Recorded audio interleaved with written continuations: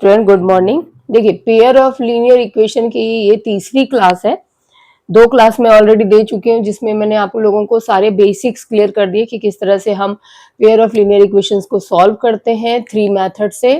And exercise 3.1 जो है आपका एनसीईआरटी का, उन्हीं के बेस्ड है कि is their equation is a consistent, non consistent and a many solution, no solution, infinite many solution।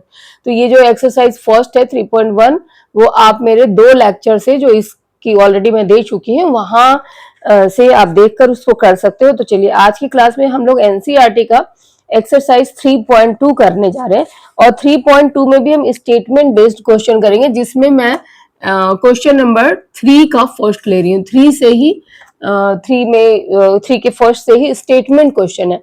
तो कई बच्चों को ना यहाँ पे स्टेटमेंट को ही इक्वेशन में कन्वर्ट करने में दिक्कत आ रही है। तो देखिए बहुत ही सिंपल आपका स्टेटमेंट है, सिर्फ आपको स्टेटमेंट को फॉलो करना है और कुछ भी नहीं सोचना है। जैसे फर्स्ट इक्वेशन है, डिफरेंस बिटवीन 2 नंबर इज 26। ठीक है, अब 2 नंबर के बीच का जो डिफरेंस है वो 26 है। तो आपको इसमें सोचना ही कुछ नहीं है।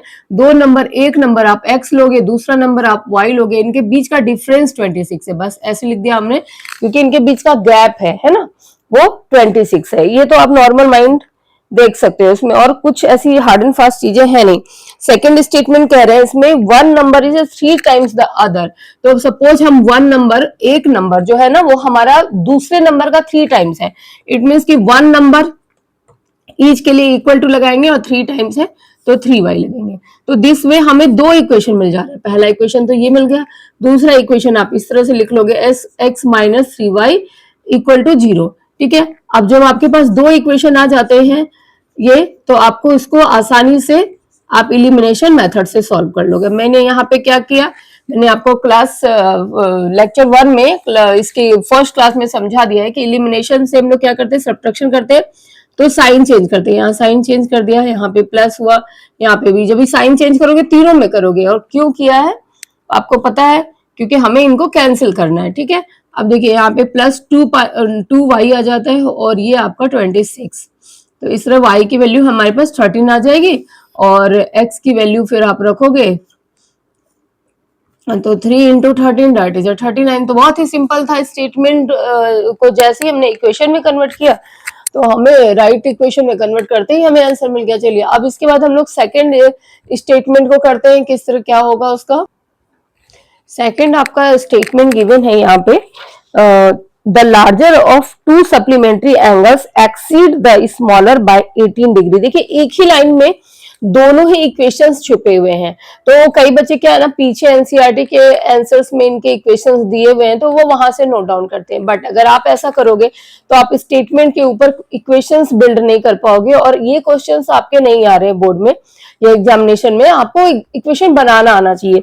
तो चलिए वापस क्वेश्चन पे आ रहे हैं। देखिए लार्जर ऑफ 2 सप्लीमेंट्री एंगल, तो कह रहा है कि 2 सप्लीमेंट्री एंगल्स हैं। तो सप्लीमेंट्री एंगल्स आपने छोटे क्लास से ही पढ़ रखा है कि 2 सप्लीमेंट्री एंगल्स का सम क्या होता है, 180 डिग्री। तो यहां से ही हमने फर्स्ट इक्वेशन बना लिया। ओके, अब कह रहे हैं जो लार्जर है ना सप्लीमेंट्री वो एक्सीड कर रही है इस स्मॉलर से। इट मीन्स कि जो बड़ी वाली है वो छोटी वाली एंगल से एक्सीड कर रही है, यानी ज्यादा हो रही है। कितने से ज्यादा हो रही है, 18 से। तो अगर हम इनडायरेक्टली और डायरेक्टली देखें तो कहने का मतलब है कि इन दोनों एंगल के बीच का जो गैप है वो क्या है, 18 डिग्री है। 18 डिग्री स्मॉलर से एक्सीड करिए तो x minus y equal to 18 डिग्री। ठीक है, ये आपका इक्वेशन नंबर 2 हो गया। अब आपने देखो कितना आसानी से इसको यहीं पे मैं इलिमिनेट कर देती हूँ इलिमिनेशन मेथड से। तो 2x हो जाएगा और ये आपका आ जाता है 198 है ना। x से डिवाइड कर दो तो कितना आएगा, 90, 2 9 जा 18 और 96 आ गया और फिर दूसरा एंगल आप निकाल लोगे। तो बहुत आसानी से आपने कर लिया है। पीछे से आपको कहीं से भी आंसर देखकर नहीं करना चाहिए, आपको सीखना है। चलिए थर्ड स्टेटमेंट देखते हैं। अब थर्ड स्टेटमेंट है 3 का थर्ड जो है उसमें है कि coach of a cricket team by 7 bat and 6 ball for ₹3800। ठीक है, उन्होंने 7 बैट और 6 बॉल को परचेज किया है कितने, 3800 में। तो 7 बॉल और 7 बैट्स एंड 6 बॉल्स को परचेज किया है। बाद में उन्होंने 3 बैट्स एंड 5 बॉल्स को परचेज किया है 17 50 में, तो आपको cost of each bat and 3 ball each ball बताने हैं। तो आप कॉस्ट इसकी x मान लोगे और बॉल को के कॉस्ट को y मान लोगे, ठीक है। तो पहला आपका जो हो गया 7 बैट खरीदा है, तो जो भी उसकी कॉस्टिंग हम लोग x मान रहे हैं बैट की, तो बैट की कॉस्टिंग x हो गई। तो जो भी उसने लिया है, मान लो सपोज उसने यहाँ पे 100 रुपीज में लिया है, तो 100 इंटू 7 700 पे कर रहे हैं बैट के लिए। तो ये कॉस्टिंग हमने लेट कर ली। इसी तरह बॉल की हमने कर ली y। अब यहाँ 6 बॉल परचेज किया है, कितने में किया है इन्होंने, 13800। बाद में उन्होंने फिर दूसरा, ये इक्वेशन नंबर 1 हमारा बन गया। ये आपको समझना है 7 बैट, तो बैट इंटू कॉस्टिंग, ठीक है, जिसको हमने x लेट किया है। बाद में इन्होंने 3 बैट एंड 5 बॉल लिया है, तो 3x प्लस 5y कितने में लिया है, 1750। तो वी गेट अगेन 2 इक्वेशंस। तो अब इस 2 इक्वेशन को आप इलिमिनेशन मेथड से सॉल्व कर दो। देखिए इलिमिनेशन मेथड बहुत आसान है, सबसे बेस्ट मेथड है। आप देखो फर्स्ट इक्वेशन और सेकंड इक्वेशन में ही हम लोग x के कोफिशिएंट को बराबर करने जा रहे हैं, ठीक है। तो x के कोफिशिएंट को बराबर कैसे करेंगे, पहले इक्वेशन में अगर मैंने 3 से इंटू कर दिया, दूसरे इक्वेशन में 7 से कर दिया, ठीक है। तो यहाँ मैंने 3 से कर दिया और यहाँ पे मैंने 7 से कर दिया। तो ऐसा करते ही हमारे क्या हो जाएंगे, ये दोनों कोफिशिएंट बराबर हो जाएंगे और हम उसको सब्ट्रैक्शन में लेकर आ जाएंगे, तो आसानी से हमें आंसर मिल जाएगा। और बिल्कुल करेक्ट, आपको करेक्ट करना है, बार बार मैं बता रही हूँ, और समझना भी बेहतर है कि हम लोग कर क्या रहे हैं। तो फर्स्ट इक्वेशन हमने इंटू कर दिया 3 से, जिससे कि वो 21 आ रहा है। सेकेंड इक्वेशन को 7 से किया तो 21 आ रहा है ना। तो पूरे इक्वेशंस को इस 3 और 7 से इंटू करके हम सब्ट्रैक्शन कर लेंगे। चलिए नेक्स्ट क्वेश्चन देखते हैं, इसके आगे आप खुद ही इलिमिनेशन से सॉल्व करोगे। देखिए सॉल्व करना नहीं है मुझे, क्योंकि आप सॉल्व, मेरा सॉल्यूशन देख के आपको मैं लिखना नहीं सिखा रही हूँ, आपको समझना सिखा रही हूँ। तो एक में एलिमिनेशन बता दिया, तो इसलिए उसका रहने दिया। अब चलिए फोर्थ क्वेश्चन देखते हैं। यहाँ पे टैक्सी चार्ज है। इस क्वेश्चन में बहुत बच्चे बहुत कंफ्यूज होते हैं, जबकि कुछ नहीं है कंफ्यूजन। आप लाइन को ध्यान से पढ़ो। Taxi charges in a city consist of fix charge, okay. Like a fix charge से आपको समझना है क्या है फिक्स चार्ज। मैंने ऐसे फोन लगाया, बोला कि भाई कॉल किया कि हमारे को टैक्सी चाहिए, इस एड्रेस पे चाहिए। तो जैसे ही हमने कॉल किया तो वहां पे एक फिक्स चार्ज मेरी डिडक्ट हो जाती है, फिक्स चार्ज हमारी वहां पे लग जाती है, वो सपोज हमारी x रुपीज लग जाती है। तो फिक्स चार्ज को हम x मान लेंगे, ठीक है, x मान लिया हमने।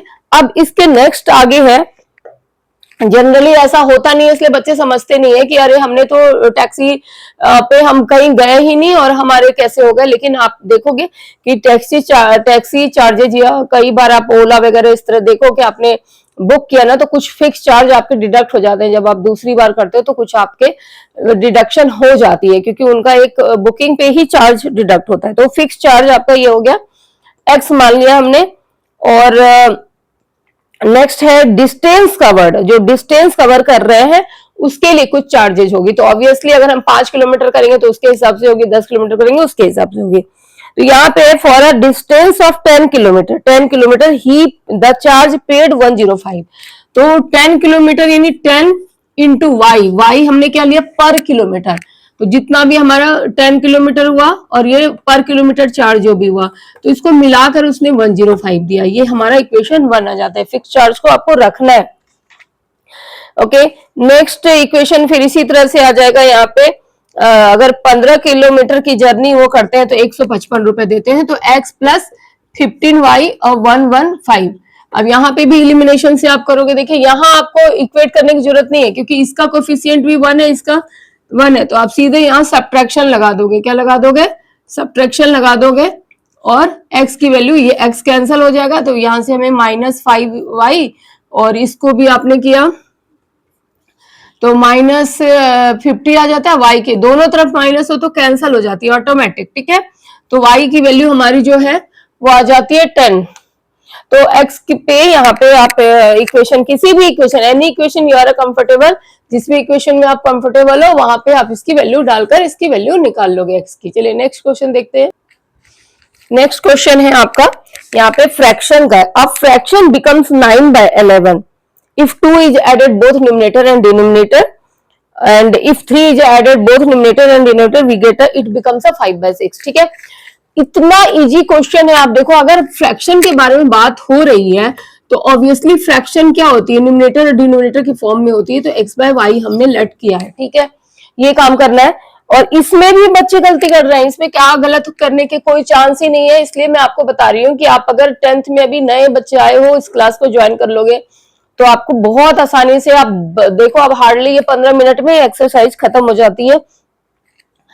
और फ्रैक्शन हमने ले लिया x बाय वाई, इसमें हम लोग क्या ऐड करेंगे, न्यूमरेटर डिनोमिनेटर में क्या ऐड करने को बोल रहा है दोनों में भाई आप 2 ऐड कर दीजिए। 2 ऐड कर दिया तो ये फ्रैक्शन क्या बन जाता है, क्या बिकम्स 9/11। ओके, ये आसानी से समझ में आ गया, 9/11 बनेगा। अब इसके बाद क्या करना है, चलिए यहाँ पे लिखेंगे। अब नेक्स्ट में ये कह रहे हैं कि अगर हम यहाँ पे 3 ऐड कर रहे हैं, क्या ऐड कर रहे हैं, 3 ऐड कर रहे हैं, तो 3 मैं डिनोमिनेटर में 3 ऐड कर रही हूं तो हमारा 5 बन जा रहा है, x प्लस 3 y प्लस 3, तो हमारा 5/6 बन रहा है। ओके, ऐसा गिवन है। अब यहां से आपको करना क्या है, क्रॉस मल्टीप्लीकेशन। छोटे क्लास में आप पढ़ चुके हो क्रॉस मल्टीप्लीकेशन। इसको इधर लेके गए, यहाँ पे भी कोई गलती करने की गुंजाइश है ही नहीं। अगर आप ध्यान से यहाँ पे देख रहे हो तो आप बोलोगे कि इतना सिंपल क्वेश्चन और मैं इतना परेशान हो रहा हूँ। ठीक है, ये देखिए करना क्या है, बस थोड़ा सा ध्यान देना है। यहाँ ऐसे कर दिया हमने, दिस इंटू किया और यहाँ पे 9y और प्लस 18। इसके लिए ही आप परेशान हो रहे हो कि मैं कैसे करूं, कैसे समझूं। ये आ गया, इसको इधर लेकर आई साइन चेंज हुआ, इसको उधर लेकर जाऊंगी साइन चेंज होगा, 18 माइनस 12 होगा, 22 होगा, तो इसकी वैल्यू -4 आएगी।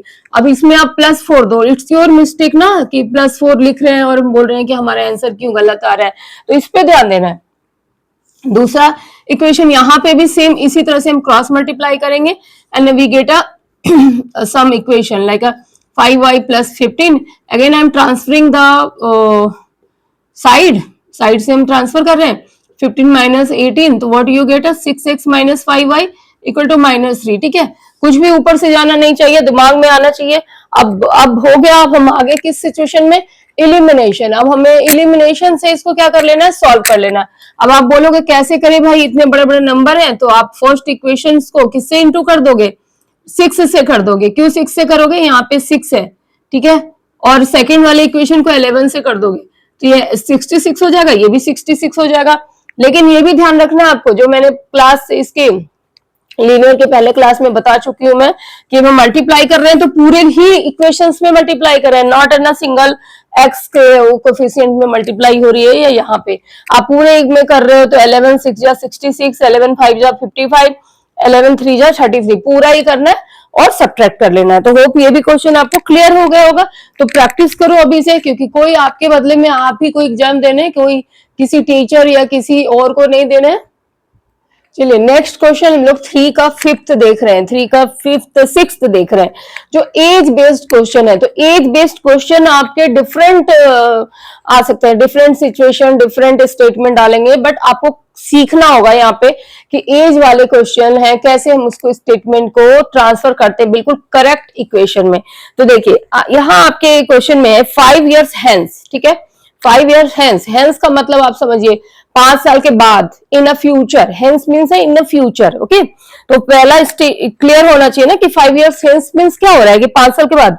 अब अगर मान लो हेंस आप नहीं समझ पा रहे हो तो आपके आगे स्टेटमेंट में लिखा है the age of a Jacob will be 3 times the age of his सन।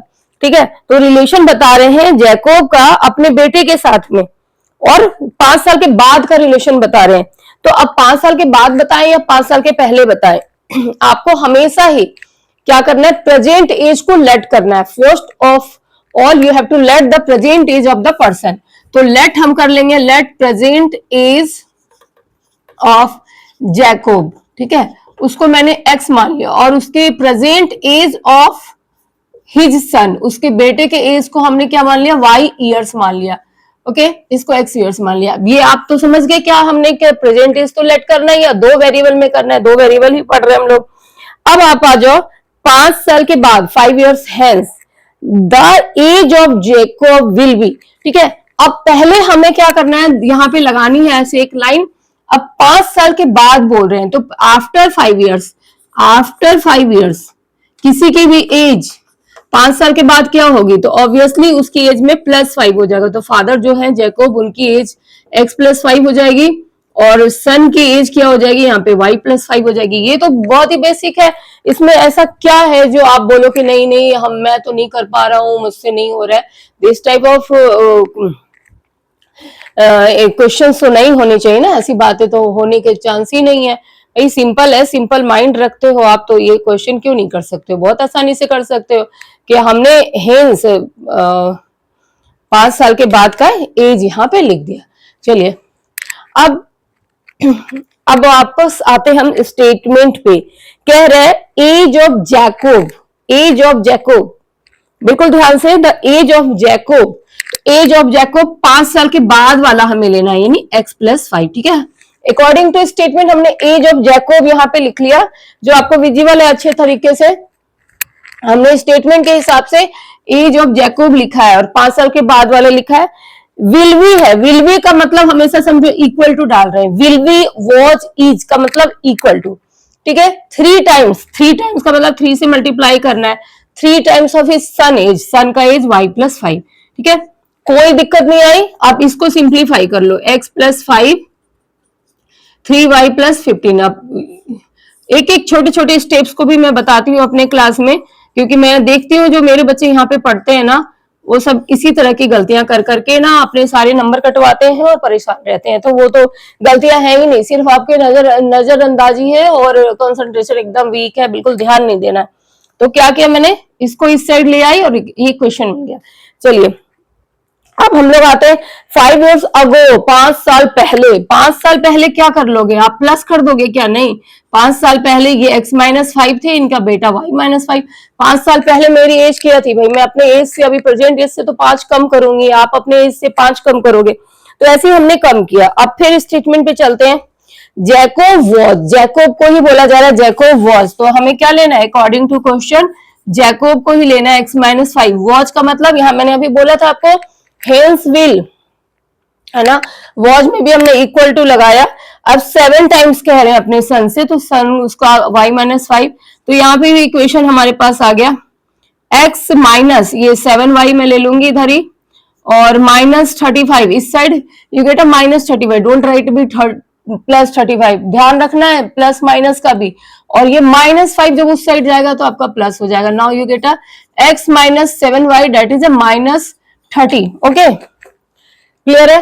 अब दोनों इक्वेशन आपके पास आ गए। अब इक्वेशन इलिमिनेशन से फटाफट सॉल्व करोगे और आपको एज यहाँ पे मिल जाएगी। आप बोलो तो मैं सॉल्व कर देती हूँ, अदरवाइज अगर आप मेरे क्लास से जुड़े हुए हो और कोई भी बच्चे अभी मान लो प्रेजेंट आप देख रहे हो, आपको नहीं है मालूम और भी क्लासेस का, तो आप जाइए और भी चैनल्स और भी वीडियोस को देखिए, सब्सक्राइब करिए, क्योंकि यहाँ से बेहतर आसान तरीके से आप किसी भी उस पे नहीं समझ पाओगे, चाहे कितने भी बड़े बड़े प्लेटफॉर्म हो। यहाँ पे मैं बिल्कुल बच्चों के साथ डायरेक्ट कनेक्ट होती हूँ और कोई भी बच्चा मुझसे पूछ सकता है, ठीक है ना। एक बड़ी बड़ी क्लासेस का बैच मैंने नहीं चला रखा है, मेरे पास इंडिविजुअल बच्चों के वो होते हैं, सब पे मैं ध्यान रखती हूँ। तो यहाँ पे भी वीडियो में अगर आप 5 से 10 बच्चे भी इसको देख रहे हैं और उनको बेनिफिट्स मिल रहा है तो ये मेरे लिए बहुत अच्छी बात है।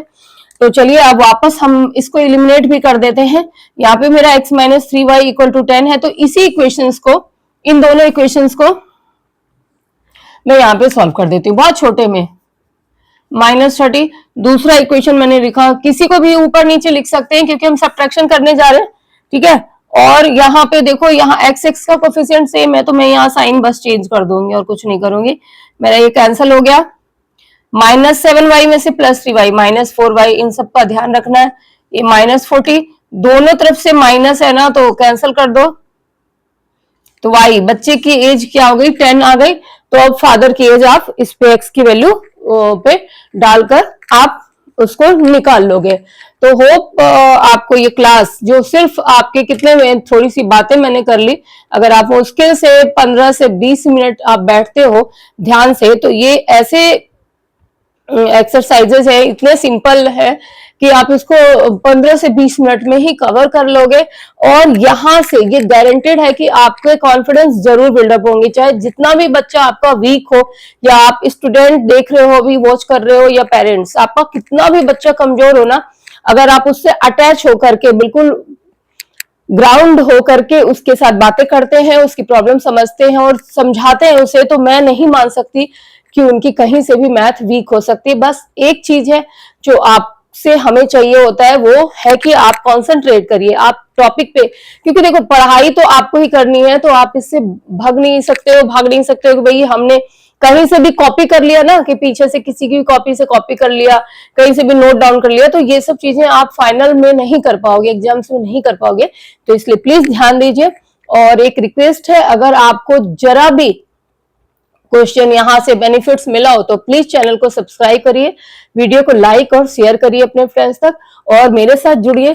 चलिए नेक्स्ट क्लास में हम लोग कुछ इसके एक्सरसाइज 3.3 के जो 5 क्वेश्चन है सेकंड के, वो भी हम बिल्कुल हार्डली 10 से 15 मिनट में सॉल्व करेंगे, और आपको बताएंगे कि आपके सामने कैसे भी क्वेश्चंस आ जाए ना स्टेटमेंट वाले, तो आप इजिली उसको कन्वर्ट करके इक्वेशंस में सॉल्यूशंस, राइट सॉल्यूशन लेकर आओगे राइट टाइम पे। ठीक है, ओके, दिन बाय बाय। नेक्स्ट क्लास में मिलते हैं एक्सरसाइज 3.3 के साथ।